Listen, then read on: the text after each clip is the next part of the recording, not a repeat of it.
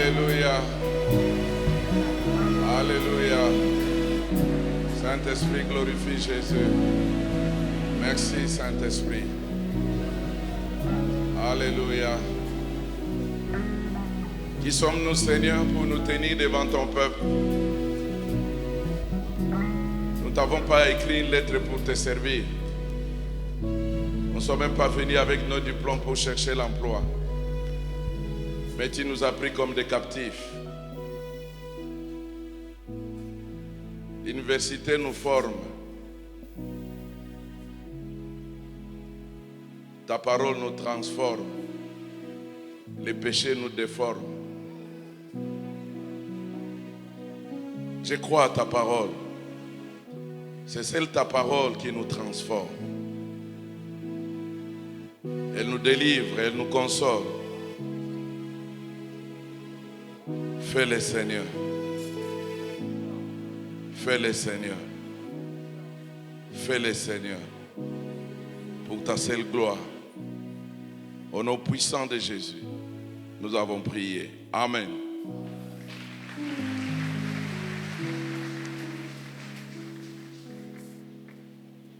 Grand merci à notre Dieu pour la grâce et les privilèges qu'il nous accorde encore de revenir dans notre maison, là où nous avons appris les voies de Dieu, là où on nous a appris à craindre Dieu, la discipline, le sérieux dans le travail.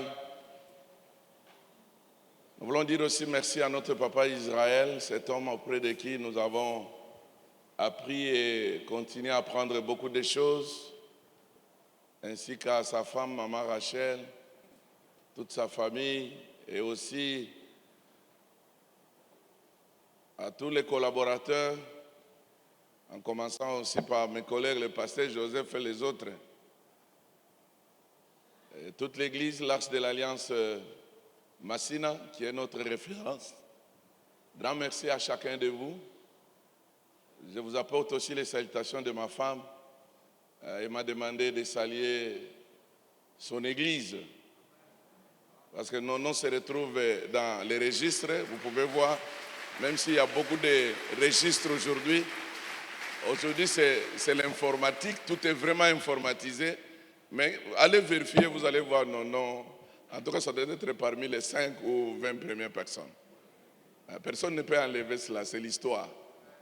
C'est l'histoire. Elle est restée parce que nous avons aussi un pasteur visiteur, l'un de nos bien-aimés dans la famille Labonne. J'ai eu à cœur, pendant que papa m'a appelé pour venir intervenir, en tout cas j'avais beaucoup d'options, beaucoup de choses devant moi, mais il s'est fait qu'une pensée a traversé mon cœur pour que je puisse revenir dans l'une de mes interventions. Ça fait déjà plus de 5 ans maintenant, je crois, 5 ans ou 4 ans que je prêchais à la Bornipen. Ce qui est vrai, c'est chaque année, pour ceux qui suivent la radio Parole Éternelle, c'est une intervention qui revient souvent.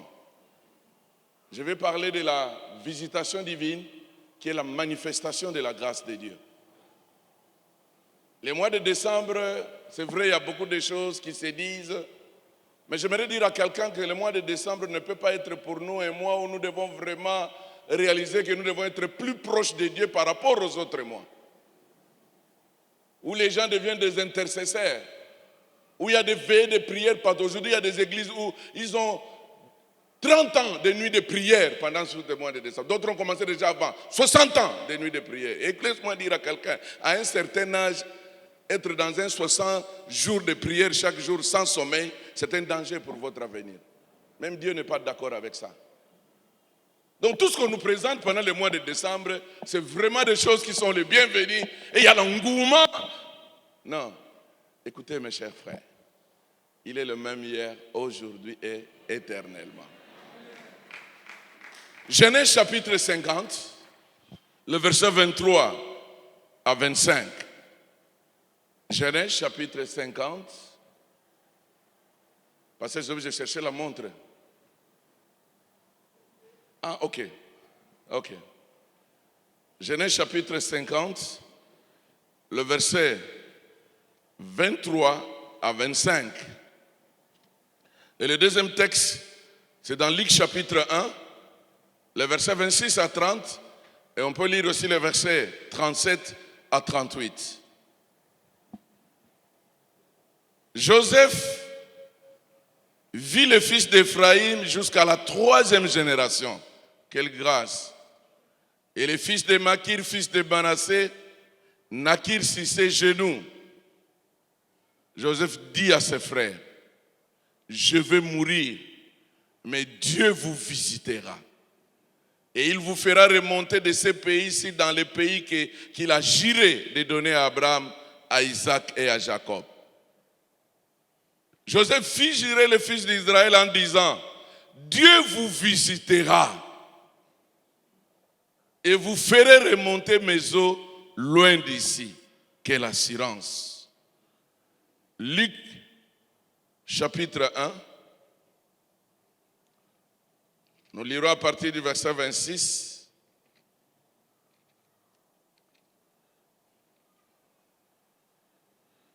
Au 6e mois, l'ange Gabriel fut envoyé par Dieu dans une ville de Galilée appelée Nazareth, auprès d'une vierge fiancée à un homme de la maison de David nommé Joseph. Le nom de la vierge était Marie. L'ange entra chez elle et dit, je te salue, toi à qui une grâce a été faite. Le Seigneur est avec toi. Troublée par cette parole, Marie se demandait ce que pouvait signifier une telle salutation. L'ange lui dit, ne crains point Marie, car tu as trouvé grâce devant Dieu. Et voici, tu deviendras enceinte, et tu enfanteras un fils, et tu lui donneras le nom de Jésus. Versets 37 à 38. Car rien n'est impossible à Dieu. Marie dit, je suis la servante du Seigneur.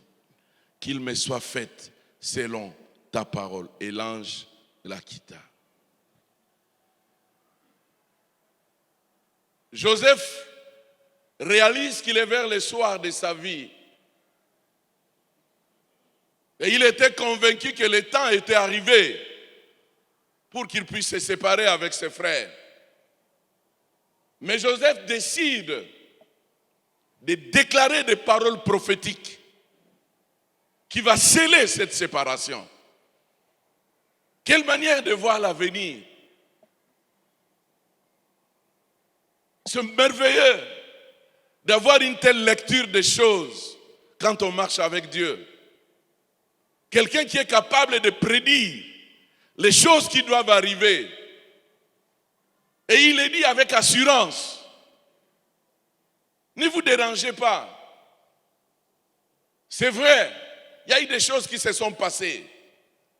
Mais ensemble, nous avons vu la main de Dieu. J'ai fait mon temps.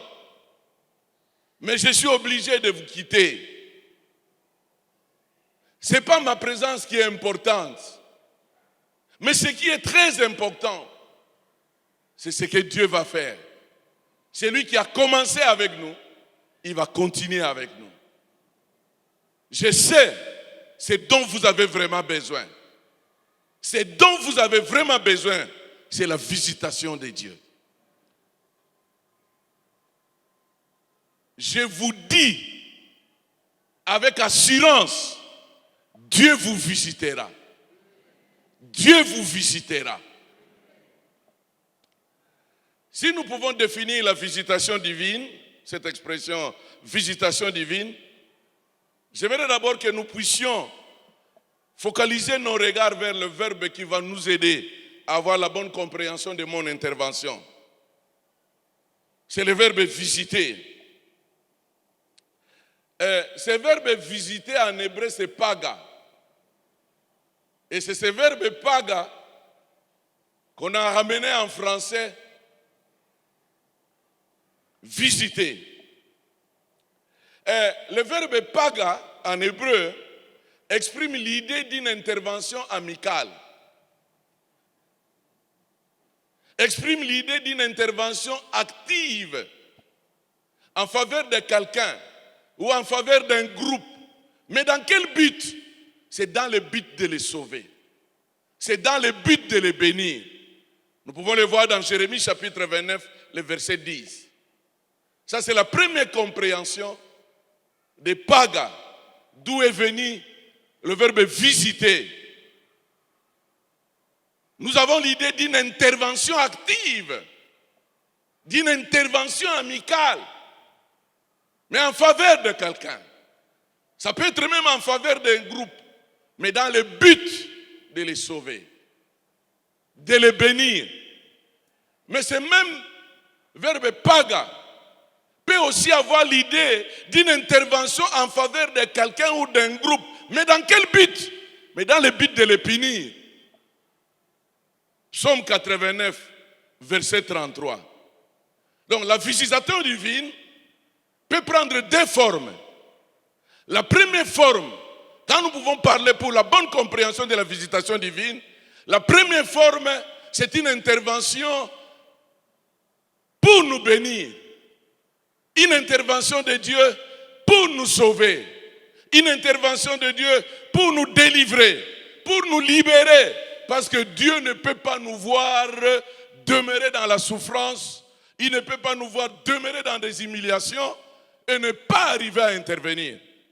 Mais la deuxième forme de la bonne compréhension de la visitation divine peut être placée aussi dans le contexte de ce même Dieu, mais qui vient non pour nous bénir, mais qui vient pour nous punir. Et là, j'aimerais dire, si je pouvais avancer mon humble avis, je prie Dieu, toutes les fois qu'il viendra te visiter, que cela ne puisse pas être pour te punir, mais que cela puisse être pour te bénir. Et d'ailleurs, dans cette semaine de prière, notre véritable attente, c'est de voir Dieu nous visiter. Et je prie que Dieu te visite pendant que tu vas aller chercher. Qu'il te visite, qu'il te visite, qu'il te visite.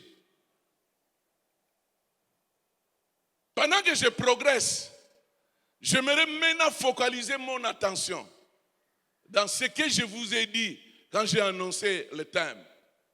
Je veux plus m'attarder, et c'est là où nous avons lu nos deux textes.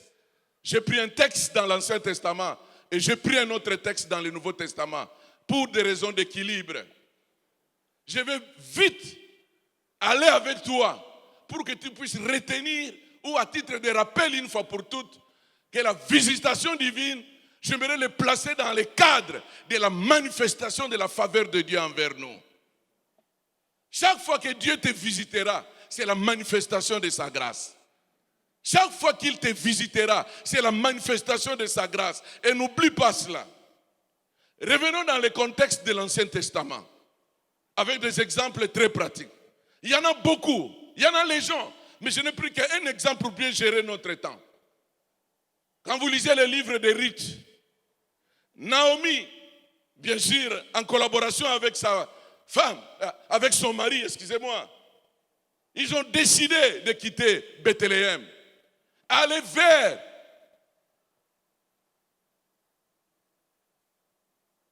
Moab. Pourquoi? À cause de la famine. Bethléem signifie maison de pain.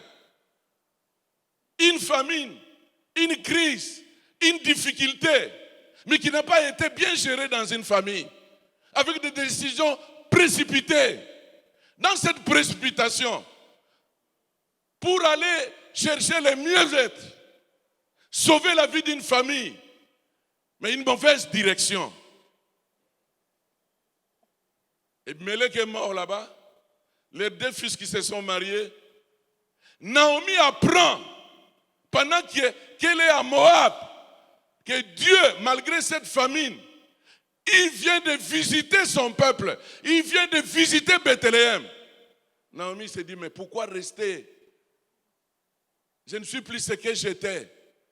Si Naomi a quitté Moab, parce qu'elle a appris que Dieu avait visité Bethléem. Je prie que la visitation de Dieu dans ta vie attire même les membres de ta famille. Que cela puisse attirer même tes ennemis. Qu'ils puissent réaliser que de ton côté, il y a quelque chose qui se passe dont ils ont besoin. Dieu te visitera. Qu'il pleut, qu'il neige, Dieu te visitera. Je suis venu dire à quelqu'un que Dieu te visitera. Tu es son fils, tu es sa fille. Il te connaît. malgré les temps de crise, malgré les temps de difficultés, malgré des larmes, Dieu te visitera. Il te visitera. Il te visitera. Visitation divine. La manifestation de la grâce de Dieu. La manifestation de la miséricorde de Dieu. La manifestation des compassions de Dieu. Comment il doit se réjouir de nos humiliations. Comment il doit se réjouir de nos souffrances, de nos afflictions. Comment il doit se réjouir de nos misères, de nos difficultés. Ce sont des choses qui arrivent. Mais Dieu est celui qui vient nous visiter pour qu'il puisse réaliser, pour que nous puissions réaliser qu'il est toujours avec nous. Et d'ailleurs, quand Dieu vient nous visiter dans nos difficultés, quand Dieu vient nous visiter dans nos souffrances, en tout cas, il y a un déclenchement de la louange, il y a un déclenchement des chants. Moi, je parle plus, non des chants qui sont programmés. J'aimerais parler plus des chants que Dieu peut mettre dans ta bouche. Ce sont des chants qui n'ont pas besoin des instrumentistes. Ce sont des chants qui n'ont pas besoin de mélodies.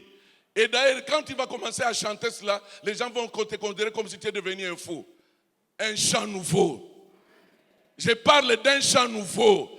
Pendant que tu regardes là où tu étais, et quand Dieu vient se révéler en toi, il mettra dans sa bouche. Tu peux chanter ça dans la salle de bain, tu peux chanter au salon, tu peux chanter en conduisant, tu peux même commencer à chanter devant même ton patron. Il ne va pas te comprendre.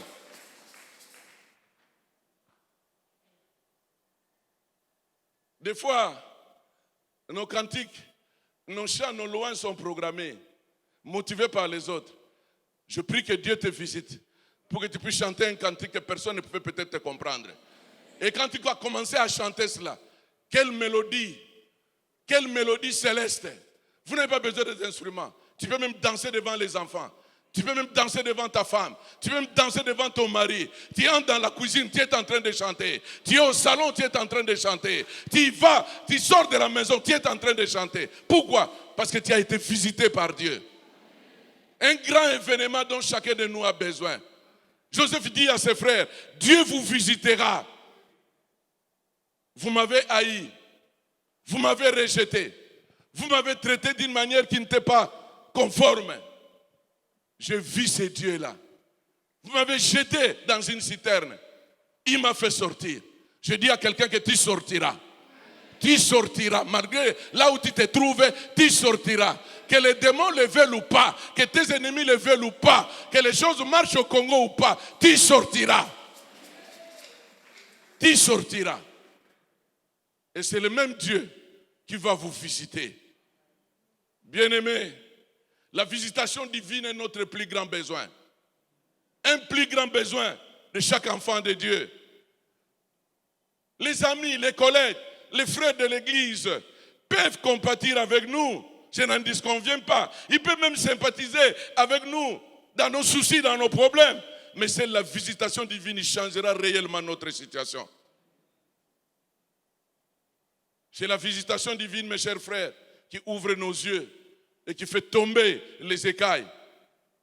Et c'est là où nous pouvons réaliser que le secours de l'homme est limité. C'est la visitation divine nous comble profondément. Ayons soif de voir Dieu nous visiter. Ayons soif de voir Dieu venir de là où nous sommes. Dans les ténèbres, dans les noirs, dans nos qu'est-ce que c'est, dans nos pourquoi, dans nos humiliations, dans nos larmes. Ayons soif. Nous sommes entrés dans 2020 avec beaucoup de déclarations. Il y en a de ceux qui avaient déjà planifié le mois de mars, le mois d'avril. Il y a beaucoup de programmes qui ont échoué à partir du mois de mars et évolué pendant 5 mois comme ça. Dieu savait. Mais toi et moi, on ne savait pas. Nous, on est surpris, mais lui n'est pas surpris. Mais ce qui est important, visite-moi, Seigneur. Et quand Dieu nous visite, il est capable de combler le vide de 6 mois de confinement en un jour. Un jour, c'est comme 1000 ans. 1000 ans, c'est comme un jour. Et avec lui, il n'y a pas de retard. Il ne vient ni en retard, ni en avance, mais il vient au bon moment. N'avons-nous pas appris beaucoup de leçons pendant le confinement? N'avons-nous pas appris? Beaucoup de projets sont sortis. Si tu n'es sorti avec aucun projet pendant le confinement, il faut revoir le niveau de ta réflexion. Mais la plupart des gens qui ont bien réfléchi pendant cette période sont sortis avec des projets, sont sortis avec des décisions. C'était un bon moment. Dieu nous a enseigné beaucoup de choses. Il y a beaucoup de décisions qui ont été prises pour ceux qui ne veulent pas vivre comme tout le monde. Parce que du reste, les plaintes et les murmures ne sont pas nos partages. Nous étions surpris, mais lui n'était pas surpris. Mais il est important que le monde entier puisse savoir, l'intelligence de l'homme est une folie. Les préparatifs des hommes ne sont que des histoires humaines. Vous pouvez prendre toutes les dispositions, mais il n'y a que celui qui est au contrôle de l'humanité, qui est au-dessus de tout le monde. C'est comme ça que vous avez vu combien de pays très modernisés, très organisés. Nous ne sommes pas là de clamer ou de nous réjouir de leur souffrance. Mais j'ai toujours dit, l'Afrique est plus proche de la Bible. Oui, l'Afrique est plus proche de la Bible. Quand on doit exiger aux enfants d'accepter l'inacceptable,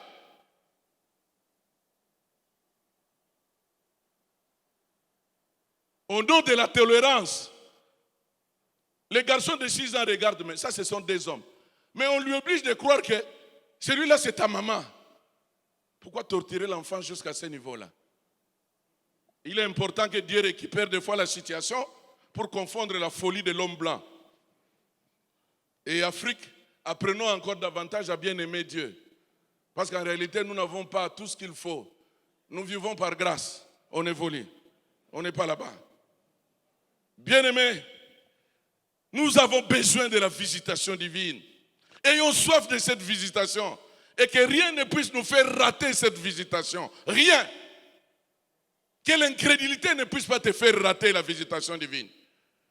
Que le doute, que le manque de persévérance, que la désobéissance, que le manque de patience ne puisse pas te faire rater ces moments bénis. Dieu plaît à nous visiter. Et à chaque circonstance de notre vie, il n'y a pas 2 mots, il n'y a pas 3 mots. Quand Dieu vient, il nous visite. Et je parle de la manifestation de la grâce de Dieu. Il y a beaucoup d'exemples dans l'Ancien Testament. Allons dans le Nouveau Testament. Et là, nous avons pris notre texte de Luc, chapitre 1. Nous avons des exemples puissants de la visitation divine en termes de la manifestation de la grâce de Dieu dans la vie de ses enfants. Quand nous parlons de la grâce, et d'ailleurs en grec, le mot grâce c'est charis, cela n'est rien d'autre que la faveur de Dieu.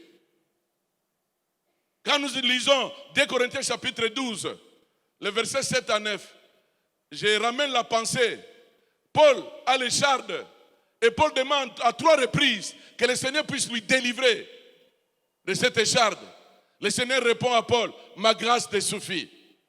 Et là quand Dieu dit à Paul que ma grâce te suffit, cette grâce n'est rien d'autre qu'une capacité, une puissance d'origine divine qui nous rend capables d'agir au-delà de nos forces.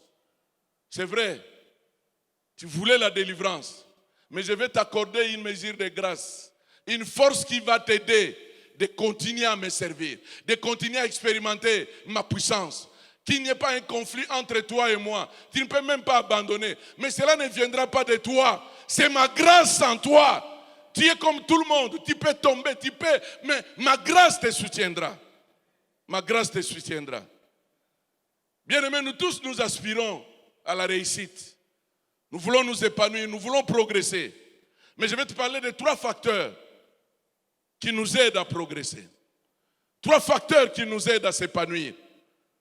3 facteurs qui nous aident à nous démarquer.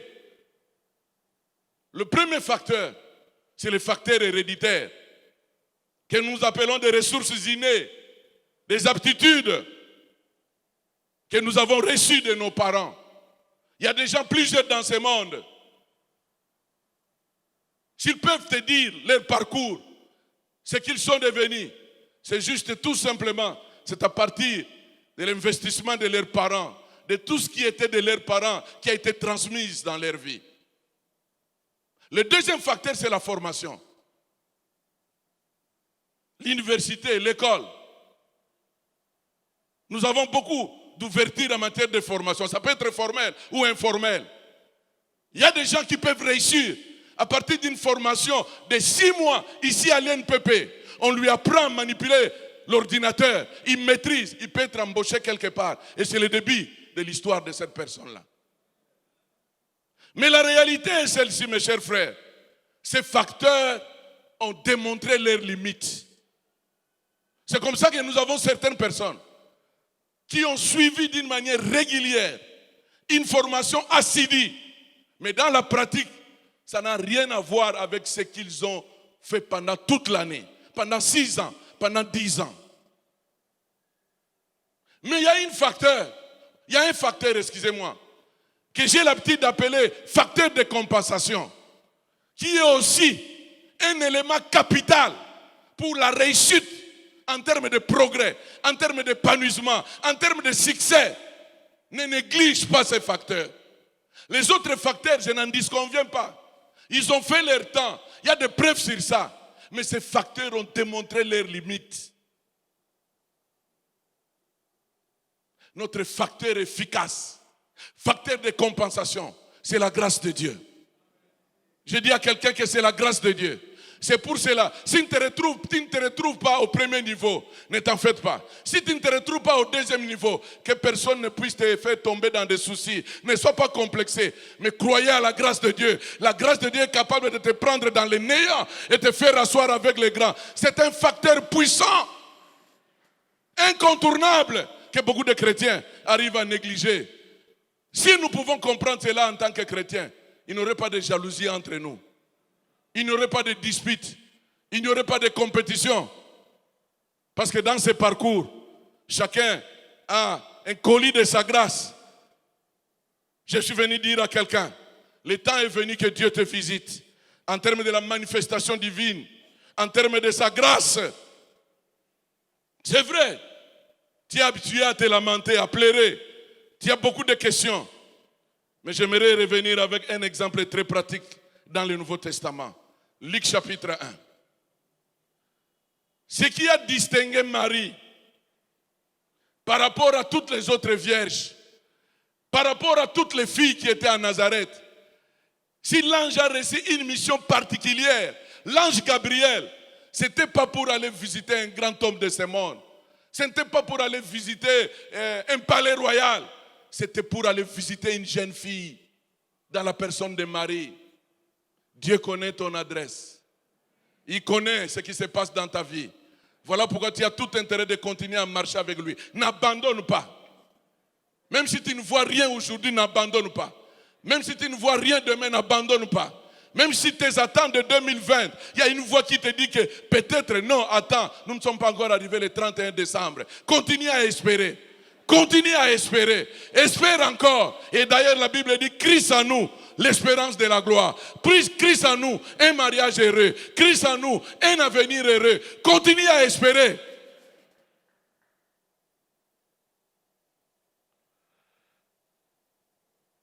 Je crois à la grâce de Dieu.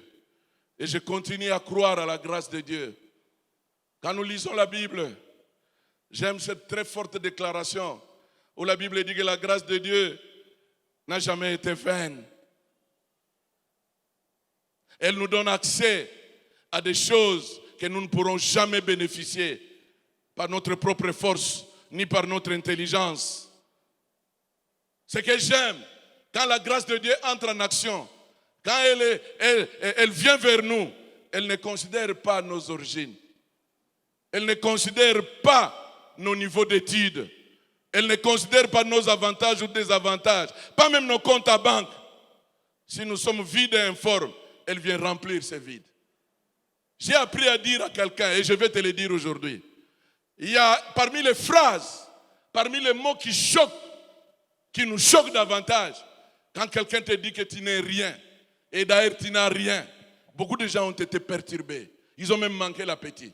Mais laisse-moi dire à quelqu'un, les riens là, c'est une véritable matière première avec laquelle Dieu a créé le monde entier. Lisez bien Genèse. Lisez bien Genèse. Les riens avec Dieu, c'est le miracle. Lisez bien. Si vous voyez la terre est venue de rien. Les forêts de rien. Les animaux de rien. Alors les riens entre les mains de Dieu. Frère, attention. Attention, attention, attention. C'est comme ça que le prophète Élie a démontré à la veuve. Quand la veuve lui dit, mais regarde, nous n'avons rien, mes enfants vont aller en esclavagisme, on va les prendre en otage, mon mari servait le Seigneur, maintenant. Élie lui dit, mais qu'est-ce que tu veux que je puisse faire pour toi? La femme, quand il a écouté, s'est dit, oh, en tout cas, il va me donner des billets de banque, il va me donner... Alors, la deuxième question, Élisée lui dit, qu'as-tu? La femme dit, oh, tu vas aller encore où là-bas? Tu m'as posé une très belle question. Maintenant, tu me demandes qu'as-tu? Mais si j'avais quelque chose, pourquoi je suis venu chez toi? Pourquoi vous voulez m'embrouiller comme ça? Heureusement, elle dit à l'homme de Dieu, je n'ai rien, sauf. Elle croyait intimider l'homme de Dieu. Mais l'homme de Dieu savait que Dieu, sa puissance est dans les riens. D'ailleurs, nous tous là, notre parcours, c'est du néant. Qui nous a...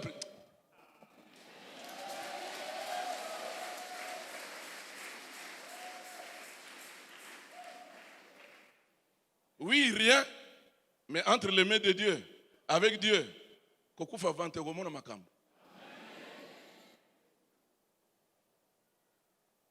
l'ange orienté avec une mission précise. La grâce de Dieu localise Marie plutôt. Et cette grâce vient vers Marie. J'ai toujours dit, frère, en dehors de la grâce de Dieu, il n'y a rien. Il n'y a rien. Ne vous sentez pas menacé.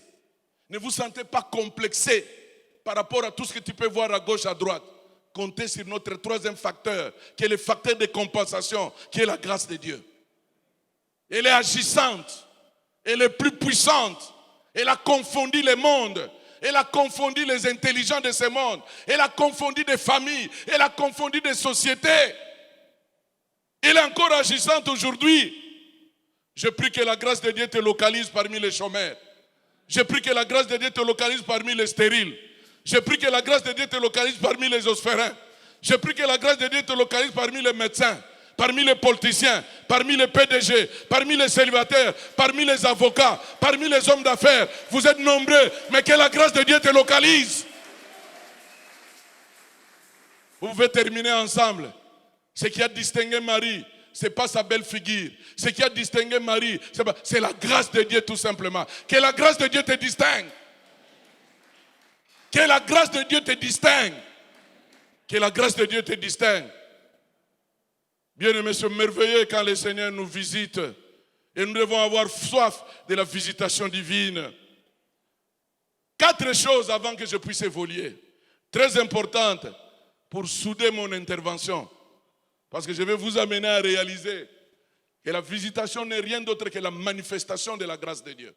La première des choses que tu ne peux pas négliger, que tu ne peux pas oublier, allez ouvrir cela, c'est la présence de Dieu dans ta vie. La deuxième chose, c'est la grâce de Dieu. La troisième chose, c'est la parole de Dieu. La quatrième chose, c'est les promesses de Dieu. La présence de Dieu, la grâce de Dieu, la parole de Dieu et les promesses de Dieu. Qu'importe ce que le monde peut dire de toi, mais si Dieu est avec toi, si sa grâce est sur toi, si tu connais ce qu'il dit dans sa parole, et si tu as ses promesses, quelque chose se passera dans ta vie. Quelque chose se passera dans ta vie. Quelque chose se passera. Je sais que ton passé est obscur. Ton avenir ne représente rien aux yeux de plusieurs personnes. Mais à cause de la grâce de Dieu, ton avenir est meilleur. Ton avenir est meilleur. Pourquoi? Puisque sa présence sera avec toi. Puisque sa présence est manifeste dans ta vie. Cette présence ne te laissera jamais là où elle t'a trouvé. Allez demander à Joseph. Ce qui a sauvé ces jeunes garçons, c'est la présence de Dieu. Même dans la maison de Potiphar, c'était la présence de Dieu. Et c'est ça qui a mené Joseph jusqu'au trône. Même dans la prison, c'était la présence de Dieu.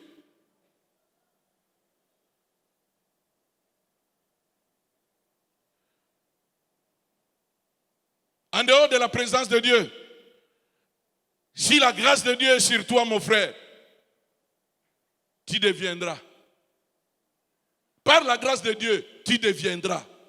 Je dis à quelqu'un, si tu es conscient de la grâce de Dieu dans ta vie, tu deviendras. Je te dis encore que tu deviendras. Qu'il pleuve, qu'il neige, tu deviendras. Et je prie que tu deviennes celui qu'aucune personne n'a jamais pensé. Et cela se fera par la grâce de Dieu.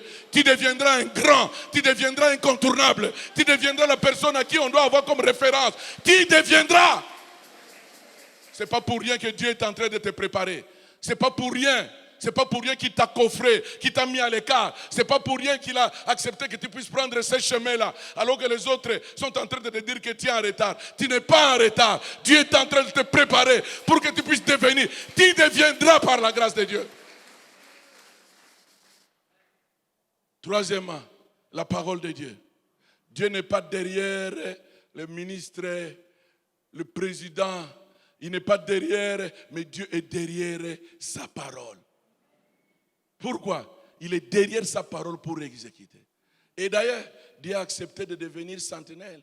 Dieu n'est pas sentinelle de quoi que ce soit. Sentinelle, il veille sur sa parole nuit et jour. C'est pour dire que si ta parole est en toi, si tu t'attaches à la parole, aime la parole, mange la parole, pratique la parole. Attention frère. Attention. Et quatrièmement, les promesses de Dieu. Habakkuk 2,4 dit, même si ça tarde, mais si tu as la promesse, attends-la. Tu ne mourras jamais avant l'accomplissement de cette promesse. Cette promesse doit s'accomplir. Elle est collée à toi. Ça doit s'accomplir. Je vais dire à quelqu'un, nous avons reçu certaines promesses, ça fait déjà 10 ans, 15 ans, 20 ans. Les jours où on a reçu la promesse, les gens ne croyaient pas. Tu peux être l'unique personne à croire à ce que Dieu t'a dit. Laissez les autres parce que le facteur temps, c'est une très grande preuve. Très grande preuve. Cela s'accomplira. Qu'il pleuve, qu'il neige, tu ne mourras jamais sans toutefois voir ce que Dieu t'a dit s'accomplir. Ça va s'accomplir, que ce soit dans le cadre de ton travail, que ce soit dans le cadre de tes affaires, que ce soit dans le cadre de... Ce que nous voyons ici, frère, il faut demander 30 à 40 ans ailleurs. C'est l'accomplissement des promesses de Dieu. Dieu est fidèle, il ne dort jamais. Les gouvernements peuvent changer, les hommes peuvent passer, mais la parole de Dieu, les promesses de Dieu, la grâce de Dieu, la présence de Dieu sont stables. Frères et sœurs, si tu comprends toutes ces choses, tu ne seras pas n'importe qui. La grâce de Dieu peut te faire devenir utile dans ta famille, peut te faire devenir utile dans ton pays, peut te faire devenir utile dans l'église. Actes chapitre 1, verset 22 à 23, à 22, 21 à 22. La grâce de Dieu peut te rendre ferme, peut te rendre constant. Romains chapitre 5, verset 1 à 2. Si tu es fidèle aujourd'hui, tu voyages, tu passes des nuits dans des hôtels, rester fidèle, loin de sa femme, ne pas se laisser séduire. Ce n'est pas ta force, mon frère, c'est la grâce de Dieu. Manipuler des billets d'argent, alors que c'est là où plusieurs sont passés. Ils ont construit des maisons en désordre, mais d'une manière frauduleuse, par le vol. Mais rester intact, frère, ça ne vient pas de toi. C'est la grâce de Dieu. La grâce de Dieu te rendra ferme. La grâce de Dieu te rendra fidèle. Fidèle, être un homme de confiance et fidèle. C'est la grâce de Dieu nous maintient, frère, ferme devant tout ce qui se passe dans ce monde. Si nous voulons rester encore assidus dans la foi, être des hommes et des femmes dignes de confiance, c'est la grâce de Dieu. Par la grâce de Dieu, frère, tu peux devenir une personne très influente, une personne de grande valeur, une source de bénédiction, même dans ces pays. C'est comme ça, Paul, dans 1 Corinthiens 15, verset 10, il le dit clairement, par la grâce de Dieu, je suis ce que je suis. Non d'abord à cause de mes diplômes, non d'abord à cause de mes comptes à banque, non d'abord à cause de mes études, non d'abord à cause de ma connaissance théologique. Quelqu'un peut se dire, non parce que j'ai étudié à Harvard, à Sorbonne, Boston. Il y a des gens qui ont étudié dans ces milieux-là qui sont devenus des fous. D'autres sont paralysés, ils sont dans des hôpitaux, d'autres ont perdu la tête. Mais Paul dit, si je suis ce que je suis, c'est vraiment le résultat de la grâce de Dieu.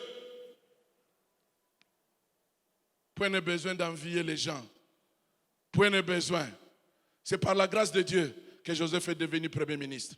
C'est par la grâce de Dieu qu'Esther est devenue la reine. C'est par la grâce de Dieu, Ruth est devenue l'ancêtre de Jésus. C'est par la grâce de Dieu que Marie est devenue la mère de notre Sauveur. C'est par la grâce de Dieu, c'est par la grâce de Dieu que tu peux devenir et tu deviendras. N'envie pas les ministres. La grâce de Dieu est capable de t'amener et entrer dans ces bureaux-là. Et d'ailleurs, les années qui viennent, tu vas entrer dans l'un des bureaux. Tu vas entrer, c'est par la grâce de Dieu. Tu vas devenir incontournable. N'envie pas ceux qui voyagent. Nous ne sommes pas ici pour parler de voyage. Mais je dois te dire, par la grâce de Dieu, tu seras fatigué de voyage. Je te dis que tu seras fatigué de voyage. Tu seras fatigué.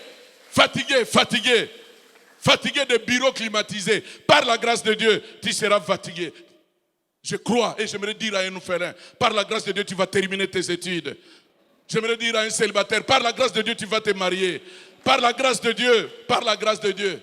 Qui pouvait croire? Aujourd'hui, tu conduis. Qui pouvait croire que tu pouvais même acheter une voiture? C'est par la grâce de Dieu que tu es en train de conduire. C'est par la grâce de Dieu que tu es devenu un bailleur. C'est par la grâce de Dieu. C'est par la grâce de Dieu que tu as trouvé du travail. Les plus intelligents, ceux qui brillaient à l'université, n'ont pas le niveau que tu as aujourd'hui. Ce que tu es, c'est par la grâce de Dieu. Tout est grâce, mes chers frères. Et en dehors de la grâce, il n'y a rien. Reconnais la grâce de Dieu dans toute ta vie comme Paul. Reconnais la grâce de Dieu. Bien-aimé, la grâce de Dieu, quand elle te localise, elle change tout. Elle transforme tout. Elle nous donne ce que nous ne méritons jamais. Ce que nous ne pourrions jamais avoir par nos efforts, par nos relations, même par l'argent. La grâce de Dieu est capable. Seigneur, visite-moi, visite-nous. Nous devons changer notre façon de nous voir. Et nous devons changer notre manière de marcher avec Dieu. Bien-aimés dans le Seigneur, il y a un facteur de compensation qui est plus que tout ce que vous pouvez imaginer dans ce monde. C'est la grâce de Dieu. Ce que tu es n'est que la manifestation de la grâce de Dieu. Ce que tu deviendras n'est rien d'autre que la manifestation de la grâce de Dieu. Ne t'appuie pas sur des béquilles de ce monde, mais appuie-toi sur Dieu et sur sa grâce. Je regrette infiniment, frère, et je le dis vraiment avec regret, si ce que tu es aujourd'hui, tu te dis c'est à cause de mes diplômes, c'est à cause de mon intelligence, c'est à cause de ma force, c'est à cause de ma beauté, c'est à cause de ma sagesse. Non. D'ailleurs, si tel est le cas, tu n'es pas encore devenu ce que tu dois être. Écoute-moi bien, ne termine pas ton parcours sur cette terre sans être candidat de la visitation divine. Bien-aimé, que la grâce de Dieu te localise et que la grâce de Dieu coule dans ta vie. Quand elle coule, elle te communique la guérison, elle te communique la délivrance. Quand elle coule, elle nous accorde le salut. Quand elle coule, elle nous accorde la purification. Quand elle coule, elle nous enseigne à renoncer au péché. Tite chapitre 2, le verset 11. Prouve-moi que la grâce de Dieu t'a affecté. Prouve-moi que tu nages dans la grâce de Dieu. Elle nous enseigne d'abandonner le péché. Elle nous délivre de nos ennemis, de la stérilité, de la misère. Même le complot du diable contre nos vies échoue à cause de la grâce de Dieu. À cause de la grâce de Dieu. J'aimerais, pendant que je suis en train d'atterrir, de parler de comment la grâce de Dieu fonctionne. C'est souvent ça les grands problèmes avec plusieurs. Mais je vais les décortiquer dans Luc, le texte où nous sommes. Regarde comment la grâce de Dieu fonctionne. Parce que dans la plupart des cas, nous sommes dans des illusions. Nous sommes au verset 28, 30, 38, 28, même 30 à 31. La première des choses que je décortique ici, quand la grâce de Dieu rencontre la présence de Dieu, elle enfante les promesses de Dieu. Je reprends. Quand la grâce de Dieu rencontre la présence de Dieu, elle enfante des promesses. L'ange dit à Marie, il ne faut pas tomber dans l'orgueil. Cette visitation est placée que dans le cadre de la grâce de Dieu. Ce n'est pas parce que tu es la fille la plus belle. Ce n'est pas parce que tu es vierge. Il y a encore d'autres vierges ici. Mais ce qui se passe, Marie, c'est la grâce de Dieu. Mais ce qui est intéressant, l'ange ne dit pas seulement que la grâce de Dieu t'a localisé. Mais l'ange confirme que j'ai constaté que le Seigneur est avec toi. Marie, le Seigneur est avec toi. Mais maintenant, quelle est la promesse? Puisque la grâce de Dieu t'a déjà localisé et que le Seigneur est avec toi, tu deviendras enceinte. tu deviendras enceinte. Tu vas enfanter un fils. Quand la grâce de Dieu rencontre la présence, c'est pour cela quand vous voyez la grâce, même dans la vie de Joseph, regarde comment il a maintenu la présence de Dieu en marchant dans la sanctification. Très important. Deuxième élément que nous pouvons décortiquer ici. Quand la grâce de Dieu rencontre la foi, elle produit des miracles. Elle déclenche l'accomplissement de ses promesses. Très importante. Regardez la nouvelle, la discussion de Marie. Marie n'a rien compris. Marie est dans le doute. Marie explique même à l'ange. Peut-être on ne t'a pas bien expliqué. Écoutez, moi je ne connais pas d'homme. Depuis que je suis né, si on doit parler d'une naissance, il faut que l'homme et la femme soient ensemble. Mais toi tu viens de me parler des choses, mais je suis fiancé bien sûr. Moi et Joseph, il n'y a aucun contact. L'ange dit à Marie, n'entre pas dans cette affaire. Écoutez Marie, un repas céleste n'a pas besoin des ingrédients terrestres. Cette affaire vient d'en haut. Tout est planifié d'en haut. Et d'ailleurs, par preuve, le Saint-Esprit viendra. Tu n'as rien à voir à chercher des solutions au niveau des biologistes, au niveau des chimistes, c'est trop bas. Ça vient d'en haut et ça va se terminer avec les choses qui viennent d'en haut. Et quand Marie écoute ça, écoutez la suite. Là, il dit, rien n'est impossible à Dieu. Au verset 38, la foi naît dans le cœur de Marie. Marie dit, je suis la servante du Seigneur. Qu'il me soit fait maintenant selon ta parole. Qu'est-ce que la Bible dit? Et l'ange a quitté. Maintenant que l'ange a compris que tout est bien, le terrain est bien préparé, mais cette histoire est déjà accomplie. Ton manque de foi est en train de faire arrêter, de retarder le déclenchement des miracles dans ta vie. Ton manque de foi est en train de retarder. La foi, c'est notre code. La grâce, c'est comme un coffre-fort où il y a tous nos besoins. Tout ce dont nous avons besoin est dans la grâce. Et quand la grâce te localise, il y a quelque chose qui est dedans pour toi. N'oublie pas cela. Mais il faut avoir le code. Il faut avoir la foi. Quand la grâce vient à côté de Marie, Marie se dit, mais qu'est-ce qu'il y a dans cette grâce? L'ange dit, non, il y a un colis pour toi. Le colis, c'est quoi? Mais tu vas devenir enceinte. Dans ce colis, tu vas devenir enceinte. Mais quand la grâce localise Pierre, qui est un grand pécheur dans Luc chapitre 5, ayant travaillé toute la nuit, et utilisant son intelligence, ses capacités, toute la nuit sans rien prendre. Mais quand la grâce atterrit, entre en contact avec Pierre, quand vous demandez à Pierre, cette grâce-là t'avait amené quoi? Oh mon frère, dans cette grâce-là, il n'y avait pas un enfant, mais il y avait le poisson que j'ai cherché pendant toute la nuit, que je n'avais pas trouvé. Quand la grâce rencontre la femme adultère, dans Jean chapitre 8, cette femme qui était déjà devant des suggestions, il faut les lapider, il faut qu'on jette des pierres. Mais quand la grâce vient en contact avec cette femme, il n'y avait pas l'enfant, il n'y avait pas le poisson. Il y avait quoi dans cette grâce? Il y avait son pardon, son acquittement. Je dis à quelqu'un, la grâce de Dieu va te localiser. Et dans cette grâce, il y a un colis pour toi qui n'a rien à voir avec ton voisin, qui n'a rien à voir avec les autres. Tu n'as pas besoin de te lamenter. Et j'aimerais dire à quelqu'un, Paul avait raison de dire, par la grâce de Dieu, je suis devenu ce que je suis. Voilà pourquoi dans Psaume chapitre 32, le verset 10, beaucoup de malheurs sont la part des méchants. Mais celui qui se confie à l'Éternel est environné de quoi? De grâce. Est environné de quoi? Tu mérites la visitation divine. Et je prie que la manifestation de la grâce de Dieu coule dans ta vie. Et j'aimerais te dire, apprends à compter sur la grâce de Dieu. Même si tout est compliqué, même si tu ne vois pas d'issue, même si tu es au milieu de combats, même si toutes les portes sont fermées, même si rien ne marche, compte sur la grâce de Dieu, compte sur la visitation divine. Et je suis obligé de te dire, pendant que j'ai démontré ce cheminement, je crois que par la grâce de Dieu tu réussiras. Je crois que tu vas t'en sortir. Je crois que ça va commencer à marcher dans ta vie. Je crois que tu vas prospérer. Je crois que tu vivras longtemps. Je crois que tes projets s'accompliront. Je crois que les portes s'ouvriront. Je crois que tu deviendras. Les rêves de ta vie là, ça va s'accomplir. Je crois que ton mari reviendra à la maison. Je crois qu'aucun de tes enfants ne va se perdre. Je crois que tes enfants vont réussir par la grâce de Dieu, par la grâce de Dieu, par la grâce de Dieu. Pas autre que la grâce de Dieu, la grâce de Dieu, la grâce de Dieu. Et je crois à ça. J'aime ce que Paul a dit dans 1 Corinthiens 4 et 7. Paul a posé 3 questions très importantes. Paul dit ceci. Qu'est-ce qui te distingue? Ça, c'est la première question. La deuxième question. Qu'as-tu que tu n'aies reçu? La troisième question. Si tu l'as reçu, pourquoi te glorifies-tu? J'aimerais dire à quelqu'un, les grâces de Dieu dans ta vie vont te distinguer. Ça peut être en termes de talent, ça peut être en termes de quoi que ce soit. Mais n'oublie jamais que ce que tu as, tu l'as reçu. Et tout ce qu'on a reçu par grâce ne va pas nous amener dans l'orgueil. Au contraire, nous devons être humbles. Si vous voyez des gens orgueilleux, ça vient d'eux-mêmes. Mais tout ce qu'on a reçu là, et d'ailleurs dans ce monde, ce que tu es devenu. Mais il y a beaucoup de gens qui se sont investis dans toi, non?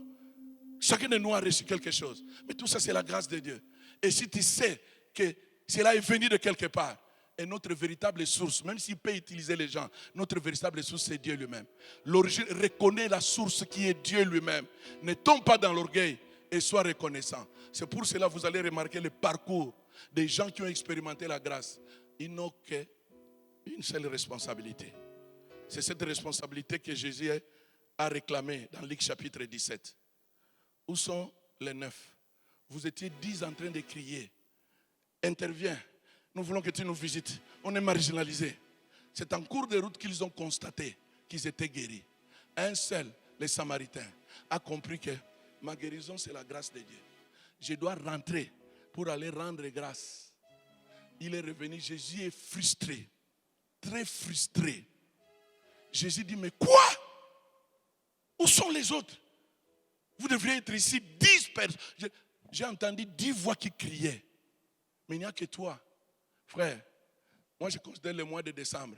Ce n'est pas le mois arraché. Ce n'est pas le mois où les démons ont multiplié des stratégies. Nous allons mourir. Le mois de décembre compte les bienfaits de Dieu. À partir du mois de janvier, rends grâce à Dieu. Tu vas découvrir. Et d'ailleurs, beaucoup de gens croient que rendre grâce à Dieu, c'est une faiblesse. Non, rendre grâce à Dieu libère une puissance. Il y a une puissance libératrice. La multiplication de pain. Le secret, quand Jésus a rendu grâce. Frère, que le mois de décembre nous amène à regarder pendant le mois de janvier. Ce que tu es, c'est par la grâce de Dieu. D'autres sont déjà morts. Tu pars en ville, tu reviens. Il y en a de ceux qui sont partis comme toi qui ne sont plus revenus. Tu entres dans ta voiture. Il y en a de ceux qui sont entrés. À un moment donné, ils se retrouvent paralysés. Tu entres dans un bureau et tu sors. D'autres sont entrés là-bas. Ils sont sortis malades. Quand tu pars, tu rentres, c'est la grâce de Dieu. Quand tu dors, c'est la grâce de Dieu. Quand tu peux manger, frère, il y en a de ceux qui ont tout, mais qui ne peuvent pas manger. C'est la grâce de Dieu. Quand tu respires là, c'est la grâce de Dieu. Le fait de t'asseoir là, c'est la grâce de Dieu. Il y en a de ceux qui ne peuvent plus s'asseoir. Ils sont là à lutter. Quand tu peux marcher, frère, c'est la grâce. Même quand je tiens ce micro ce matin, c'est la grâce de Dieu. Pourquoi nous enorgueillir? Pourquoi nous vanter? Pourquoi murmurer? Pourquoi se plaindre? Que la grâce de Dieu coule dans ta vie. Que la grâce de Dieu coule dans tes études. Que la grâce de Dieu coule dans ta maison. Que la grâce de Dieu coule dans ta vie. Rien que la grâce. Cette grâce affecte ta vie, affecte tes affaires. La grâce brise les lois. La grâce brise les limitations. Qui pouvait croire que Esther pouvait devenir un reine? La Bible dit c'est par grâce. Qu'il pouvait croire que Ruth pouvait venir? C'est par grâce. Ils seront étonnés. Dieu n'a pas encore fini. Il va te visiter. Par la grâce de Dieu, cette œuvre avancera. Par la grâce de Dieu, tu ne vas pas mourir avant. Par la grâce de Dieu, tes ennemis fermeront la bouche. Ils viendront demander conseil. Par la grâce de Dieu, la paix sera dans ta maison. Les moments de trouble, je suis venu annoncer la fin des troubles. Je suis venu annoncer la fin de la confusion. Je suis venu annoncer la fin des doutes. Par la grâce de Dieu, que la grâce de Dieu vous affecte. Que Dieu vous bénisse.